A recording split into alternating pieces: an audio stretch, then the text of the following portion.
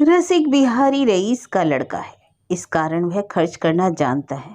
उतना क्या, उसका चौथाई भी उसने नहीं सीखा। और फल यह हुआ कि पुश्तैनी अमीरी कर उसे किसी आश्रय के ढूंढने की जरूरत जान पड़ी।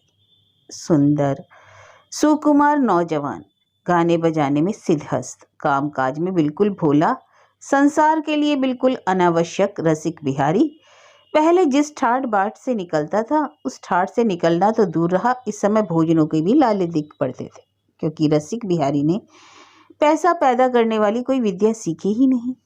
अंत को उसे अपना घर छोड़कर परदेश की हवा खानी पड़ी। इस बीच में रसिक बिहारी के सौभाग्य से राजा रामेश्वर सिंह का इलाका कोर्ट ऑफ बोर्ड से उनको मिल गया। उन्होंने अपने मनोरंजन के लिए एक नाटक मंडली बनाने का इरादा किया। घूमते फिरते रसिक बिहारी की वहां तक पहुंच हो गई। रसिक बिहारी देखने में सुंदर था, वह गीत बना लेता था और उसका गाना बहुत ही मधुर जान पड़ता था। इन बातों पर मुग्ध होकर राजा साहब ने आदर के साथ रसिक बिहारी को अपना मुसाहिब बना लिया। राजा साहब बीए पास थे, उनमें मनमानी करने की सनक ना थी। बड़े आदमी होकर भी वह नियमित समय पर, यहाँ तक कि यथास्थान पर ही शयन भोजन आदि सब काम करते थे। रसिक बिहारी एकाएक आकर उनके लिए नशे के समान हो गया। रसिक का गाना सुनने में और उसकी एक्टिंग की आलोचना करने में अक्सर रसोई ठंडी हो जाने लगी। सोने के समय में भी व्यतिक्रम होने लगा। दीवान साहब कहने लगे, राजा साहब के स्वभाव में अगर कोई दोष है तो वह रसिक बिहारी पर रीझ छाना। रानी साहब स्वामी से रस भरे रूसने के भाव से कहती, ना जाने कहाँ से बला आ चिमटी, आप इसके फेर में पड़कर अपने शरीर को बर्बाद कर रहे हैं, ना जाने कब यह बला जाएगी। राजा साहब जवान स्त्री के मुख से ये बातें सुनकर मन ही मन खुश होते, हंसते थे, सोचते थे, औरतें जिसे प्यार करती हैं केवल उसी को जानती हैं। स्त्रियों के शास्त्र में यह बात नहीं लिखी है। जगत के अनेक गुणी लोग भी आदर गुण के पात्र हैं, जिसके साथ उनका गठबंधन हुआ है वही भूल। स्वामी को आने में अगर आधे घंटे की भी देर हो जाए तो उनके लिए असहनीय होता है। ना इसका कुछ ख्याल नहीं कि स्वामी के आश्रित पुरुष को दूर कर देने से उसे भोजन नहीं मिलेगा। स्त्रियों का यह विवेकहीन पक्षपात दूषित हो सकता है, लेकिन राजा साहब उससे कुछ नाखुश नहीं हुए।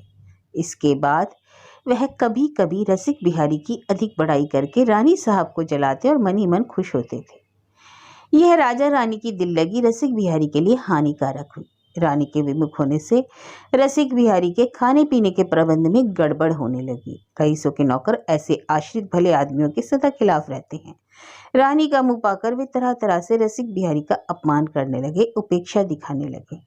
रानी ने एक दिन पुतुआ, एक नौकर लड़के का है, से डांट कर कहा, तू कहाँ गायब रहता है, काम के वक्त पता नहीं रहता। उसने कहा, सरकार, राजा साहब के हुक्म से मुझे दिन भर रसिक बिहारी की ही सेवा में रहना पड़ता है। रानी ने कहा, तू भी बड़ा अहमक है, दिन भर वहां रहने की क्या जरूरत है, रोटी बनवा कर चला आया कर।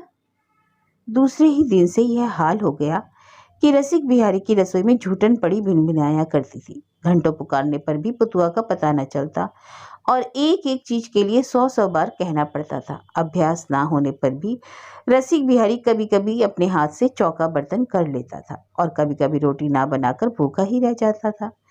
इन बातों के लिए राजा साहब से शिकायत करना रसिक बिहारी के स्वभाव के विरुद्ध की बात थी। किसी नौकर से झगड़ा करके अपने अनादर का मौका उसने कभी नहीं दिया। इस तरह रसिक बिहारी का बाहर से आदर और भीतर से अनादर बढ़ने लगा।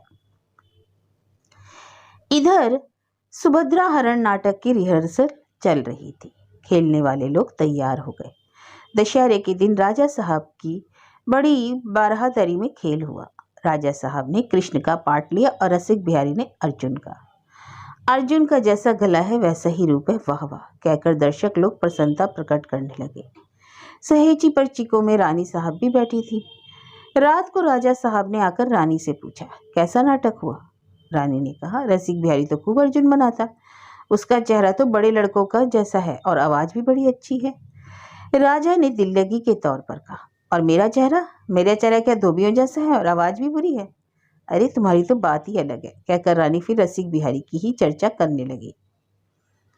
राजा साहब इससे भी अधिक जोश के शब्दों में रानी के आगे रसिक के गुण गा चुके हैं, लेकिन आज रानी के मुंह से उसकी इतनी सी प्रशंसा सुनकर उन्हें जान पड़ा कि रसिक में गाने बजाने का जितना गुण है उससे कहीं अधिक बढ़ाकर मूर्ख लोग उसकी तारीफ करते हैं। उसका चेहरा क्या है और गले की मिठासी क्या है। कुछ समय पहले राजा साहब भी इसी मूर्ख मंडली में शामिल थे, लेकिन एक ही दिन में उनकी विवेचना शक्ति इतनी बढ़ गई। दूसरे ही दिन से रसिक बिहारी के खाने पीने का अच्छा प्रबंध हो गया। रानी ने राजा से कहा, रसिक बिहारी को किसी अच्छे मकान में रखना चाहिए। बाहर की कोठरी में उसे तकलीफ मिलती होगी। हजार हो, वह भी तो रईस का लड़का है। राजा ने संक्षेप में रानी की बात उड़ा दी। कहा, हाँ। रानी ने अनुरोध किया, राजकुमार की पसंद के अवसर पर फिर एक बार नाटक होना चाहिए। राजा ने जैसे सुना ही नहीं। एक दिन राजा ने पुतुआ को इसलिए डांटा कि उसने अंगूठा क्यों नहीं छाटा। उसने कहा, क्या करूं, रानी साहब के गुम से दिन रात रसिक बाबू के पास रहना पड़ता है। राजा ने खफा होकर कहा, हिश, रसिक बाबू कहीं के नवाब है कि अपने हाथ से बर्तन नहीं मांज सकते। रसिक बिहारी का फिर वही हाल हो गया। रानी ने राजा से कहा, जहां आप बैठकर रसिक का गाना सुनते हैं वहां मैं भी चिक्की यार्ड में ऊपर के कमरे में रहना चाहती हूँ। मुझको रसिक का गाना अच्छा मालूम पड़ता है। राजा उसी दिन से पहले की तरह यथा समय शयन भोजन करने लगे। अब गाना बजाना नहीं होता। राजा साहब जमींदारी का कामकाज दोपहर को देखते थे। एक दिन जरा फुर्सत पहले ही मिल जाने के कारण राजा ने भीतर जाकर देखा, रानी साहब कुछ पढ़ रही हैं। राजा ने पूछा, वह क्या पढ़ रही हो? रानी ने कुछ लज्जित होकर कहा, मैंने यह रसिक के गाने की किताब भेजकर मंगाई है। एक आध गाना याद करूंगी। तुम्हारा शौक तो एकदम जाता ही रहा। गाना बजाना तो सुनने को मिल नहीं सकता। उस समय रानी को किसी ने यह याद नहीं दिलाई कि बहुत पहले राजा साहब के इस शौक को जड़ से उखाड़ डालने के लिए चेष्टा किसने की थी। दूसरे ही दिन राजा ने रसिक बिहारी को विदा कर दिया। उन्होंने इस बात पर कुछ ध्यान नहीं दिया कि यह दुर्दशाग्रस्त भले आदमी का लड़का कल क्या खाएगा। केवल इतना ही दुख रसिक बिहारी को नहीं हुआ, इतने दिनों पास रहने से रसिक बिहारी को राजा से सच्चा स्नेह हो गया था। तनख्वाह की अपेक्षा राजा का स्नेह उसके लिए कीमती हो गया था। रसिक बिहारी बहुत सोचने पर भी यह ना जान सका कि कौन ऐसी चूक पड़ गई जो राजा साहब इतना नाराज हो गए। एक लंबी सांस लेकर तंबूरे पर गिलाफ चढ़ाकर रसिक बिहारी चला गया और जाते समय बचे हुए दोनों रुपए उसने पुतुआ को इनाम में दे दिए।